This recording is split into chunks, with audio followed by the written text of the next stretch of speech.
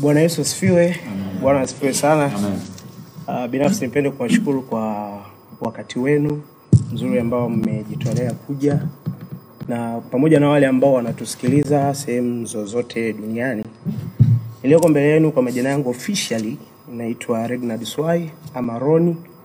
Ni mwalimu msaidizi Neema Gospel Choir, lakini ni mjumbe katika technical team chini ya technical director Mr. Fredrick Masanja kama mwalimu mkuu.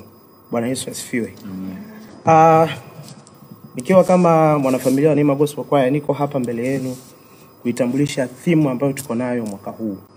Tumekuwa na, kama alivyosema mwenyekiti, tumekuwa na muendelezo wa hizi ibada kuanzia 2021 tukafanya na 2023, lakini pia kwa neema ya Mungu mwaka huu tunafanya tena ibada nyingine ya worship in spirit. Nakumbuka 2021 tulikuwa na theme inakwenda kwa jina la Sing with Thanksgiving, na tulimuona Mungu sana kupitia ibada hiyo. Lakini Mungu akatupa nafasi tena mwaka 2023 tukiwa na theme inayosema Victorious Journey, na ilikuwa kweli ni safari ya ushindi. Katika yote tuliyopita tulimuona Mungu na ibada ilifanikiwa sana.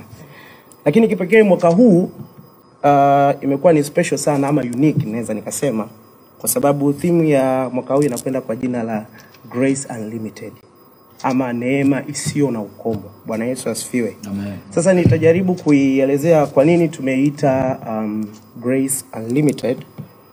Na tukisema Grace Unlimited, hii ninaweza nikasema ni declaration of God's unending favor, ama ni kibali ama neema na rehema za Mungu zisizo na ukomo juu ya maisha ya wanadamu. Bwana Yesu asifiwe. Nikiongelea kwa upande wa Neema Gospel Choir, we have seen God akitutoa katika level moja kwenda kwenye level nyingine, na wala si kwa nguvu zetu wala akili zetu. Ndio tunaita Grace Unlimited ama neema isiyo na ukomo. Na tumekuwa inspired na Grace Unlimited kupitia kitabu cha Wakorintho wa pili sura ya 12 mstari wa 9 hadi wa 10. Lakini favorite part yetu iko kwenye huo mstari wa 9, ambayo nitaisoma kwa lugha ya Kiingereza lakini pia kwa lugha ya Kiswahili. Kwa lugha ya Kiingereza anasema, My grace is sufficient for you. Bwana asifiwe sana. Bwana asifiwe sana. Amen. Tena na tena.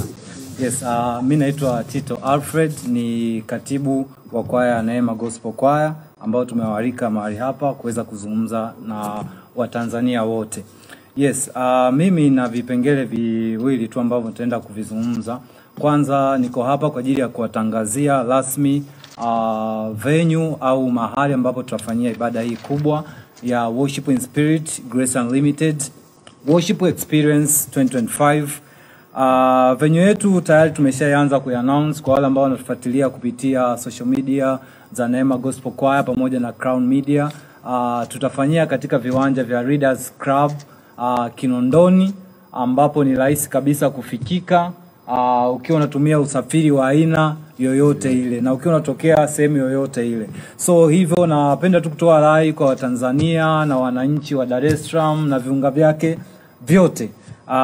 Siku hiyo katika viwanja vya Readers Club tutaanza mapema kabisa, mida kama ya saa 11, na itakuwa ni overnight. It means itakuwa ni mkesha ambao tutaenda mpaka asubuhi hivi.